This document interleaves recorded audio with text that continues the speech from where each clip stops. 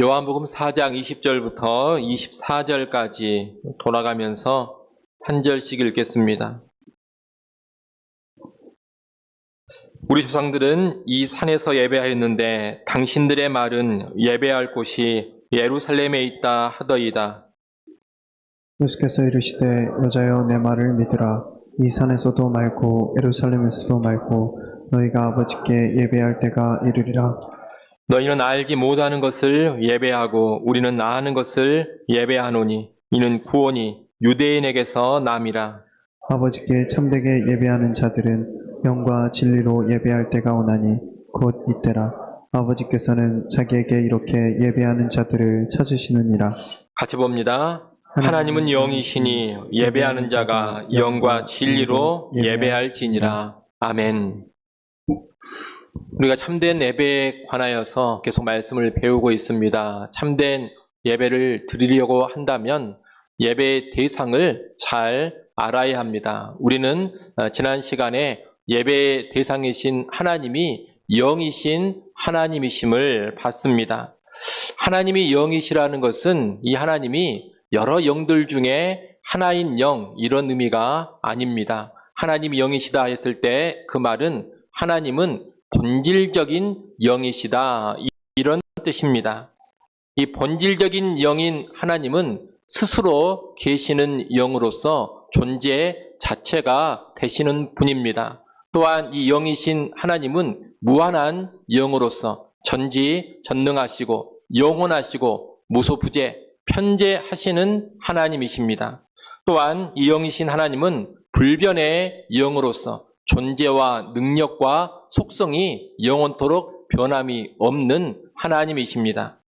이 영이신 하나님은 이 땅의 모든 존재들과 근본적으로 구별되어집니다. 세상의 모든 육적인 존재들, 영적인 존재들과 아예 다른 차원으로 계시는 그런 분이라는 겁니다. 이런 영이신 하나님을 형상화시켜 예배하는 것은 바람직하지가 않습니다. 그 어떤 형상으로도 이런 영이신 하나님을 담아낼 수가 없기 때문입니다. 하나님을 형상으로 만드는 순간 하나님은 이미 하나님 되지 못합니다. 그래서 성경은 하나님을 형상으로 만들어 예배하는 것을 철저히 금하고 있습니다. 영이신 하나님을 예배할 때에는 아무런 형상 없이 하나님을 성경에 계시된 하나님 자체로만 예배해야 합니다.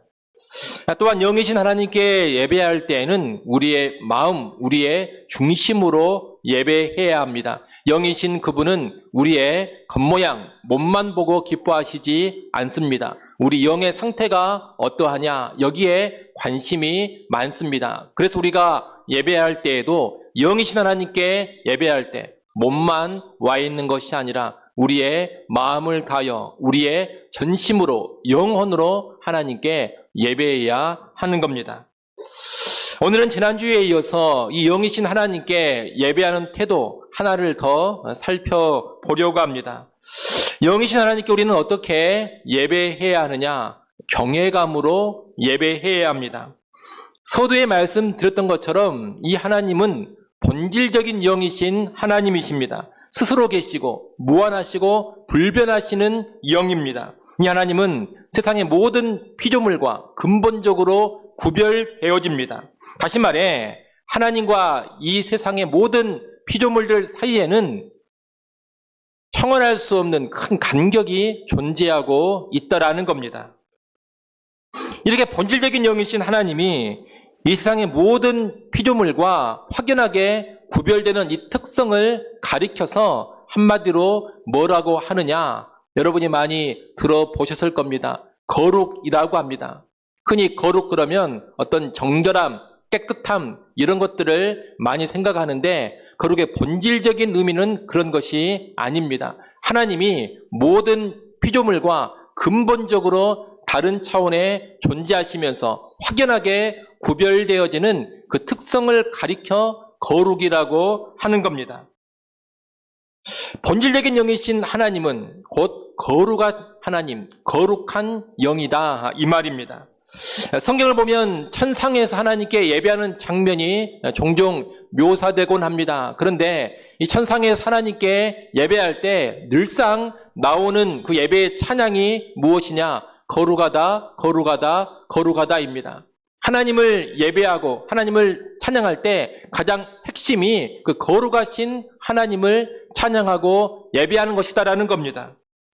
구약 성경 이사야 6장에 보면 6날개를 가지고 있는 스랍들이 여호와 하나님을 찬양하는데 거룩하다, 거룩하다, 거룩하다, 만군의 여호와여 이렇게 찬양을 합니다. 신약으로 오면 신약 성경 계시록 4장에 천상의 예배가 묘사되어 있는데 거기도 보면 6날개를 가지고 있는 네 생물이 거룩하다, 거룩하다, 거룩하다, 주 하나님 곧 전능하신 이시여 이렇게 찬양하며 예배합니다. 구약이고 신약이고 모두 천상의 예배에서 무엇을 찬양하며 예배하느냐? 하나님의 거룩을 찬양하며 하나님을 예배하고 있다는 겁니다. 그러므로 오늘 우리가 이 땅에서 예배할 때에도 하나님은 지극히 거룩한 영이라는 것을 알고 그 지극히 거룩한 영이신 하나님 앞에 경외함을 가지고 예배해야 하는 겁니다.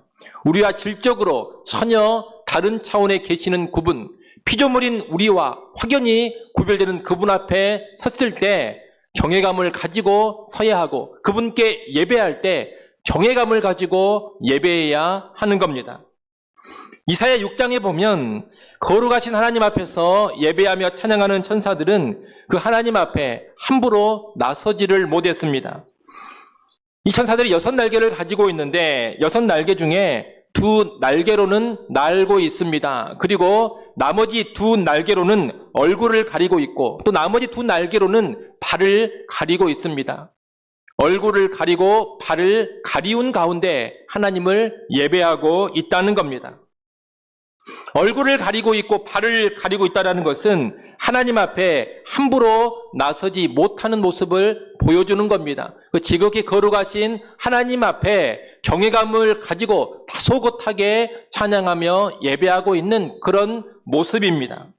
여러분 이것이 바로 거룩하신 하나님 앞에 예배하는 예배자의 모습이 되어야 합니다. 두렵고 떨림, 경외감이 있어야 한다는 겁니다. 우리가 성경에서 하나님께 예배하는 장면들을 보면 무조건 기쁘고 즐겁기만 한 것이 아닙니다.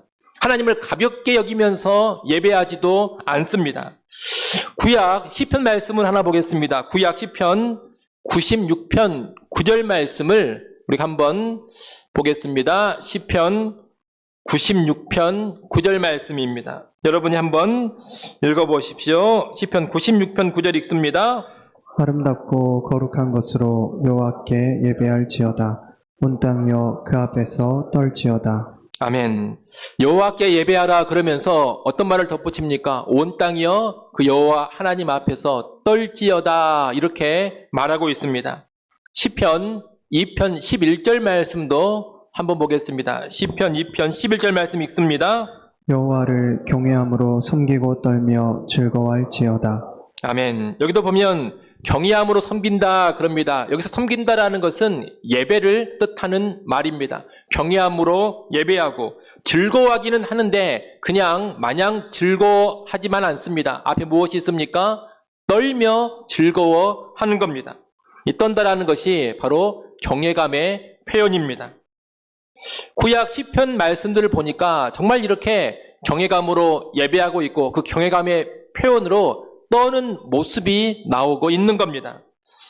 시편을 우리가 보니까 구약에서나 하나님을 향한 그런 경외감의 예배가 필요한 것 아니냐. 신약으로 오게 되면 이제 은혜의 시대가 되었기 때문에 굳이 그런 두렵고 떨림, 경외감을 가지고 예배할 필요가 있느냐. 그런 태도는 구약에서나 필요한 것이고 신약 시대에는 더 이상 그런 경외하는 태도, 경외감의 예배는 필요치 않다. 이렇게 생각할 수도 있습니다. 또 실제 이렇게 말하는 사람들도 간혹 있습니다. 하지만 그렇지 않습니다. 신약 성경의 한 구절을 보겠습니다. 신약 성경 히브리서 12장 28절 29절 말씀 한번 보겠습니다. 히브리서 12장 28절 29절 말씀 여러분 함께 읽습니다. 그러므로 우리가 흔들리지 않는 나라를 받았은즉 은혜를 받자. 이로 말미암아 경건함과 두려움으로 하나님을 기쁘시게 섬길지니 우리 하나님은 소멸하는 불의심이니라. 아멘. 그럼 방금 읽은 이 말씀 신약 성경의 말씀입니다. 그런데 뭐라고 합니까? 28절에 보니까 경건함과 두려움으로 하나님을 기쁘시게 섬기라 이렇게 말하고 있습니다. 여기서 섬기다라는 말 좀 전에 말씀드렸습니다. 예배하다라는 뜻입니다. 하나님을 섬기는데, 하나님을 예배하는데 어떻게 예배합니까? 경건함과 두려움으로 예배하는 겁니다. 이런 경건함과 두려움으로 예배해야 하나님을 기쁘시게 하는 예배가 되는 겁니다. 여러분, 이렇게 신약 구약을 망라하고 성경이 보여주는 여호와 하나님을 향한 예배에는 떨림이 있습니다. 경건한 두려움이 있습니다. 이런 경외감은 단순한 공포심이 아닙니다. 하나님의 거룩하심에 압도당한 존경심이 충만한 두려움입니다. 이런 존경심이 가득한 두려움을 가리켜 경외라고 하는 겁니다.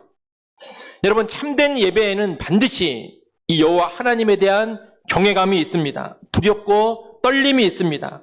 이 말은 예배 분위기가 꼭 무거워야 한다 이런 이야기는 아닙니다. 예배는 얼마든지 기쁨과 즐거움이 표현될 수가 있고 흥겨운 축제와도 같은 모습으로 진행될 수도 있습니다. 다만 어떤 모양, 어떤 형식으로 드려지든지 간에 예배하는 성도들이 하나님을 가볍게 대해서는 안 된다는 겁니다.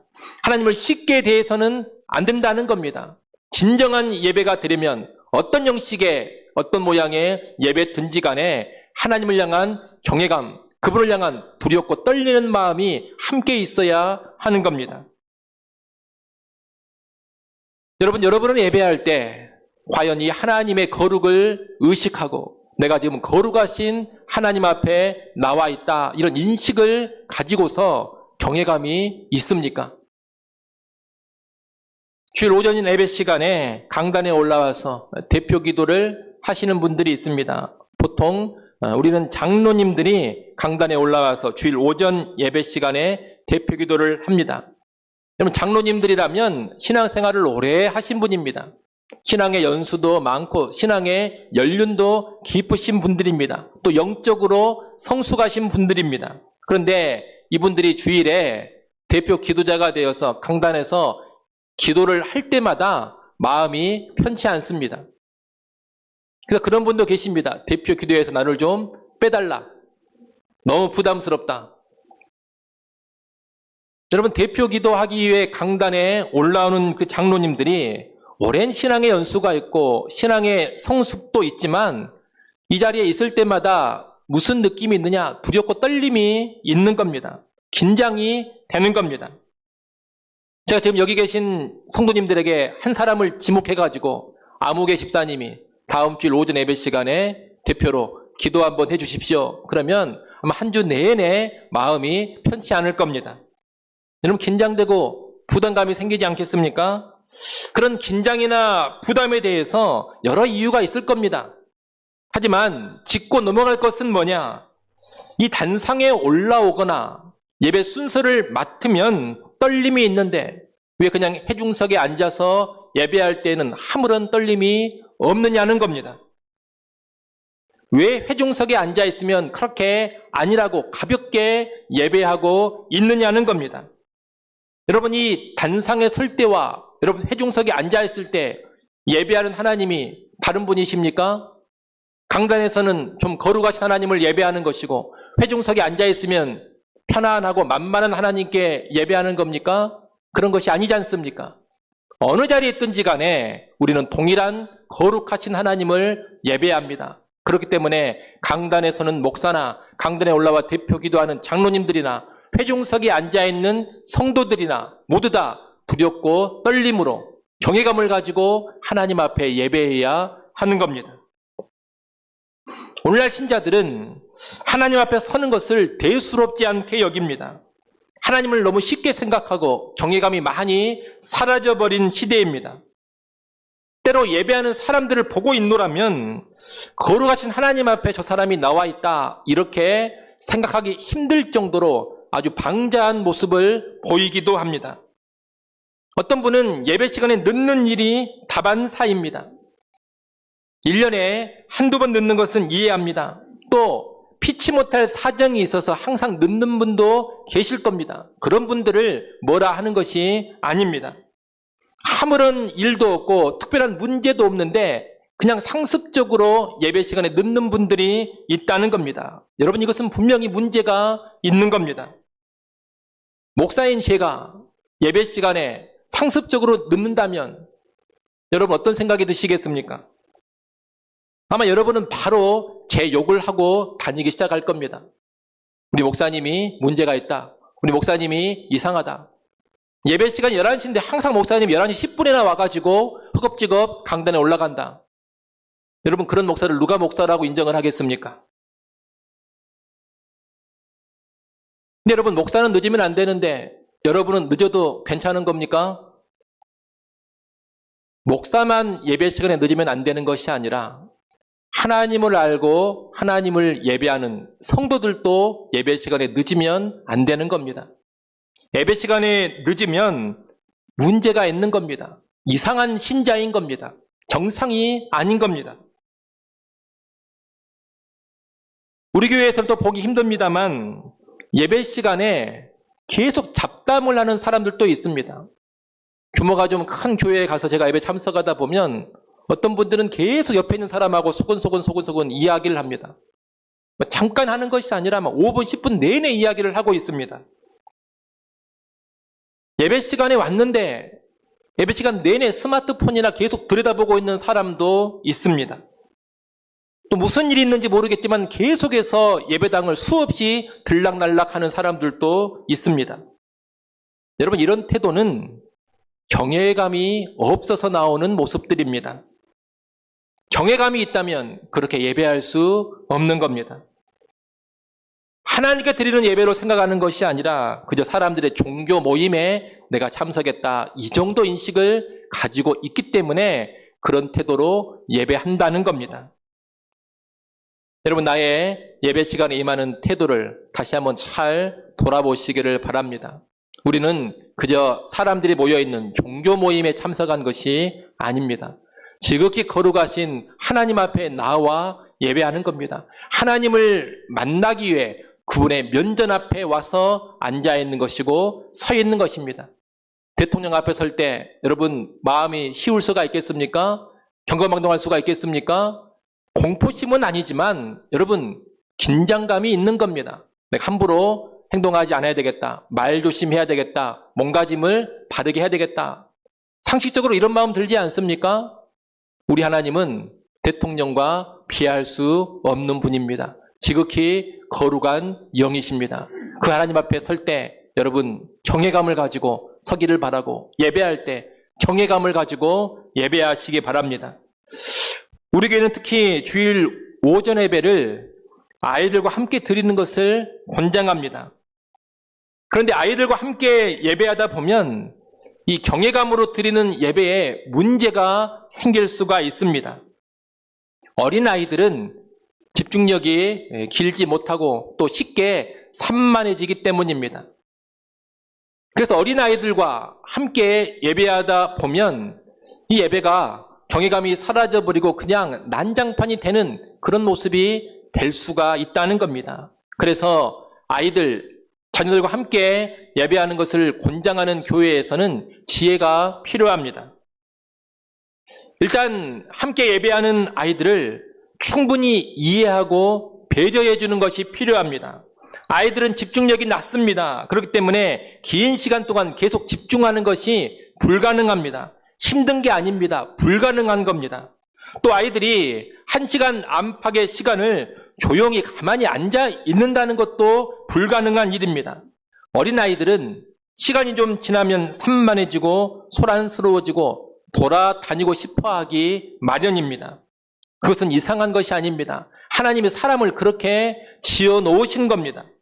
그 시기에는 다 그럽니다. 그것은 정상이고 자연스러운 겁니다. 그렇기 때문에 경외감으로 예배해야 한다면서 어린아이들의 이 자연스러운 모습, 하나님이 창조하신 모습, 그 어린아이다운 모습을 강제로 억압할 필요는 없습니다. 딴짓을 하기도 하고 돌아다니려 하고 옆에 있는 아이와 잡담하는 것을 무섭게 야단치거나 호통칠 일이 아니라는 겁니다. 그 모습을 우리는 충분히 이해하고 용납을 해야 합니다. 얼마든지 그럴 수 있다, 이렇게 받아들여야 합니다. 그러나 그런 용납과 이해와 더불어서 그 아이들을 계속해서 그대로만 가만히 놔두는 것도 잘못입니다. 우리 자녀들이 말귀를 알아먹을 나이라면 계속해서 부드럽게 가르치며 온유하게 지도를 해가야 합니다. 그 아이를 향해서 예배라는 것은 가장 높으신 하나님 앞에 와 있는 거란다. 최고의 존재이신 제일 높으신 분께 우리가 와서 찬양하고 기도하고 말씀을 듣는 거란다.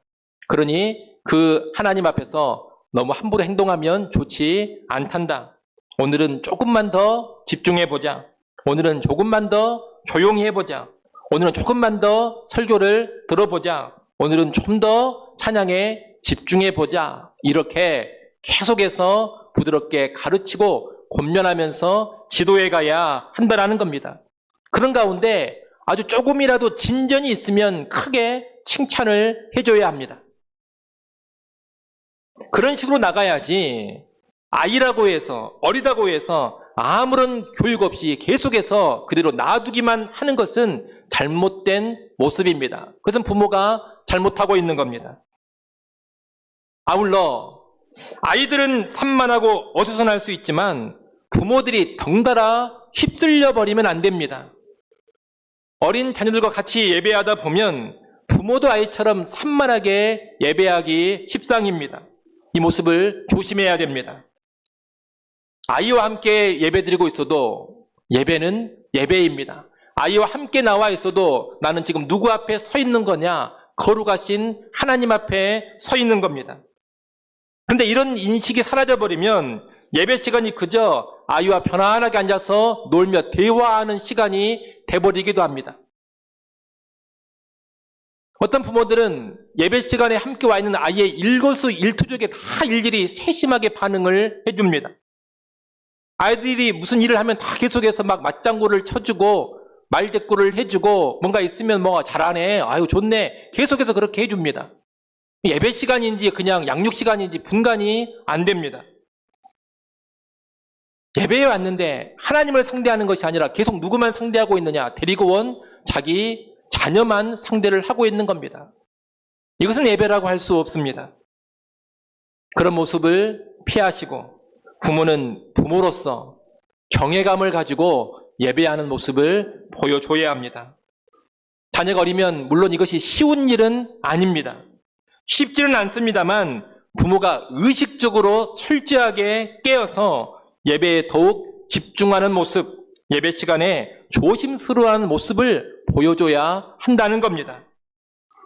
그래서 어린 자녀들이 볼 때 이 자녀들이 나이를 조금씩 먹어가면서 우리 어머니, 우리 아버지는, 우리 엄마 아빠는 예배 시간에 뭔가 태도가 좀 다르구나. 다른 장소에 있을 때와 예배 시간 있을 때야 모습이 다르구나. 우리 엄마 아빠는 하나님을 경외하는 모습을 가지고 계시는구나. 이렇게 인식을 갖도록 해야 하는 겁니다. 예배 시간에 와서도 경외감이 전혀 없는, 전혀 경외감을 보이지 않는 그런 부모의 모습을 우리 자녀들이 계속 보게 되면 자녀들 머릿속에 무슨 생각이 자라나게 되느냐? 예배라는 것이 아무것도 아니로구나. 예배 시간에 참석하는 것이나 동네 식당에 우리 가족이 가서 밥 먹는 것이나 아무런 차이가 없구나. 여러분, 이런 인식이 들어가 버립니다. 그런 생각에 붙들려 버린다는 겁니다. 예배가 거룩한 예배가 되는 것이 아니라, 예배는 하나님이 의식되는 것이 아니라 그냥 다른 시간, 다른 공간에서 일반 사람들 만나고 다른 공간에서 놀고 먹고 마시는 것과 아무런 차이 없는 그런 시간이 되어버리는 겁니다. 이런 아이들이 훗날 하나님을 향한 제대로 된 경외감을 갖는다는 것은 거의 불가능한 일입니다. 여러분, 부모의 본이 중요합니다. 그러니 자녀와 함께 예배하는 부모들은 수고로움은 분명히 있겠지만 더욱 깨어서 내가 경외감을 갖는 그런 모습을 보여줘야 하는 겁니다. 정리를 하면 어린아이들은 얼마든지 어수선하고 산만할 수 있지만 충분히 이해하고 용납하면서 바른 예배 태도를 부모가 온유하게 꾸준히 가르쳐 가야 합니다. 용납과 더불어 온유한 지도를 계속해 가라는 겁니다. 그리고 어른들은, 부모들은 자녀와 함께 예배 드리더라도 경외감을 잃지 않아야 합니다. 하나님을 경외하는 예배자의 본을 계속해서 자녀에게 보여줄 수 있어야 합니다. 여러분, 그렇게 해야지만 결국에 자녀 세대와 부모 세대가 모두 다 여호와 하나님을 경외하는 그런 예배자들이 되는 겁니다. 우리 교회는 그런 특성이 있으니 잘 유념하시고 자녀와 부모가 다 함께 여호와를 경외하는 그런 참된 예배자로 꼭 나아갔으면 좋겠습니다. 여러분, 거룩하신 하나님께 예배할 때 경외감이 없이 예배하면 하나님을 제대로 만나지 못합니다. 하나님과 친밀해지지도 않습니다. 여러분, 백날 예배를 드려도 경외감이 없으면 하나님과 친해지지 않는다는 겁니다. 시편 25편 14절은 이렇게 말씀합니다. 시편 25편 14절 말씀, 여러분이 한번 읽어보십시오. 읽습니다. 여호와의 친밀하심이 그를 경외하는 자들에게 있으며 그의 언약을 그들에게 보이시리로다. 아멘. 여러분, 여호와의 친밀하심이 누구에게 있다고 합니까? 그를 경외하는 자, 여호와를 경외하는 자들에게 여호와의 친밀하심이 있다고 합니다. 하나님이 당신의 언약을 누구에게 확실하게 보여주시고 알려주시느냐? 여호와를 경외하는 자들에게 당신의 언약을 확실하게 알려주시고 보여주신다는 겁니다. 여러분, 하나님의 친밀함은 하나님 앞에서 방자하게 행하는 이들에게 결코 주어지지 않습니다. 간혹 보면 하나님이 내 아빠 아니냐, 하나님이 내 친구 아니냐 이러면서 하나님 앞에서 무례하고 함부로 행동하는 사람들이 있습니다. 그런 사람들에게는 사실 하나님의 친밀함이 없습니다. 정말로 하나님과의 친밀한 관계는 어디에서 나오는 것이냐? 경외감에서 나오는 겁니다. 하나님은 자기 자신을 바로 알고 합당하게 그 하나님을 경외하는 사람에게 자신의 친밀함을 보여주시고 그와 깊이 있게 만나주시고 교제해 주시는 겁니다. 그렇기 때문에 여러분이 백날 예배를 드린다 하더라도 경외감 없이 예배하면 목사의 설교를 통해서 지식은 좀 얻을지 모르겠습니다. 예배 시간의 찬양을 통해서 감정적인 만족은 좀 얻을지 모르겠습니다. 그러나 절대 진정한 하나님과의 친밀함은 맺어가지 못합니다. 하나님은 그런 사람에게 친밀함을 주시지 않기 때문입니다. 그래서 결국 참된 예배자에게는 이 경외감과 친밀함이 언제나 함께 가는 겁니다. 하나님을 경외한다고 해서 하나님과 거리감이 있거나 하나님과 서먹서먹한 것이 아닙니다. 또한 하나님과 친밀하다고 해서 하나님을 쉽고 편하게 함부로 대하는 것도 아닙니다. 경외하지만 친밀하고 친밀하지만 경외합니다. 이것이 참된 예배자의 모습입니다. 예전에 제가 한 목사님의 이야기를 들은 적이 있습니다. 우리 광주 지역에서 아주 크게 목회를 하시다가 이제 은퇴를 하신 분인데 그분이 그런 말씀을 하십니다. 자기는 주일 전날이면 반드시 목욕을 하고 속옷까지 다 갈아입고 가장 깨끗한 옷 준비해서 그 옷을 입고 예배에 참여한다. 내가 예배 인도자, 설교자로서 예배에 참여할 때만이 아니라 그냥 다른 교회에 그냥 일반 회중으로 예배에 참석할 때에도 나는 그렇게 한다는 겁니다. 주일 예배 시간이 되면 반드시 그 전에 목욕을 하고 속옷을 갈아입고 참석을 한다는 겁니다. 왜 그렇게 하느냐? 그것이 하나님을 향한 자신의 합당한 태도, 하나님을 존중하는 태도라고 생각하기 때문에 그렇게 평생 하셨다는 겁니다. 그 말을 하면서 그런 자신에게 하나님이 얼마나 자기를 깊이 있게 만나주시고 또 얼마나 많은 은혜들을 베풀어 주셨는지를 쭉 간증하는 이야기들을 들었습니다. 여러분, 출애굽기에 보면 이스라엘 백성이 하나님을 만날 때 바로 만나지를 않습니다. 이틀간 자신을 살피고 성결하게 하고서 자기들의 옷을 다 빨아서 입고 3일째 그 하나님을 만납니다. 한마디로 쉽게 후다닥 만나는 것이 아니라는 겁니다. 오늘날 우리가 굳이 그렇게 목욕을 하고 옷을 빨아입고 갈아입고 예배할 필요가 있느냐? 이럴지 모릅니다. 여러분 맞습니다. 신약 시대에는 이런 외적인 형식을 그대로 지킬 필요는 없습니다. 예수 그리스도로 인해서 정결케 되었고 예수 그리스도만을 의지하는 믿음으로 얼마든지 우리는 담대하고 당당하게 하나님 앞에 나갈 수 있기 때문입니다. 하지만 하나님께 예배할 때 내가 하나님 앞에 함부로 서지 않아야 한다. 하나님 앞에 최상의 모습으로 가장 잘 준비된 모습으로 서야 한다. 이런 마음과 태도는 절대로 망각해서는 안 되는 겁니다. 하나님을 가볍게 여기지 않고 함부로 대하지 않는 경외감이 구약이든 신약이든 항상 있어야 한다는 겁니다. 대통령 만나는 것보다 하나님께 예배하는 것을 더 신중하게 대하는 그런 경외감을 가져야 한다는 겁니다. 그런 경외감은 다양한 외적인 모양으로 표출될 수가 있습니다. 어떤 사람은 예배 시간에 20-30분 전에 미리 와서 간절히 기도하며 준비하는 모습으로 표출될 수도 있고, 어떤 사람은 주일 전에 토요일 밤은 늦게까지 오락이나 유흥을 즐기지 않고 일찍 잠자리에 드는 모습으로 표출될 수도 있고, 어떤 사람은 헌금을 한다면 반드시 새 돈으로 준비해서 헌금하는 모습으로 표출될 수도 있고, 어떤 이는 목욕을 하고 깨끗한 옷을 입고 오는 모습으로, 또 어떤 이는 예배 시간에 늘 반듯하고 단정한 자세로 앉아 있으려고 하는 그런 모양으로, 또 어떤 이는 가장 앞자리에서 예배하며 하나님께만 온전히 집중하고자 하는 모습으로 표출될 수가 있는 겁니다. 사람마다 다 다를 수는 있지만 여하튼 경외감이 있어야 합니다. 다른 사람에게 자기의 방법을 강요할 필요는 없습니다. 다른 사람이 나처럼 경외감을 보이지 않는다고 해서 판단하고 정죄할 필요도 없습니다. 다만 각자가 여호와 하나님 향한 경외감을 가지고서 자기 나름의 경외감을 보여줄 수 있어야 한다는 겁니다. 핵심은 예배에 임할 때 거룩하신 하나님을 의식하고 그 거룩하신 하나님 앞에 경외감으로 예배하느냐, 이것입니다. 여러분, 오늘 예배하는 이 자리에 여러분이 와 있는데 경외감이 있습니까? 다시 묻고 싶습니다. 여러분, 정말로 경외감을 가지고 하나님 앞에 나와 예배하십니까? 그 경외감이 어떤 모습으로 표출되고 있습니까?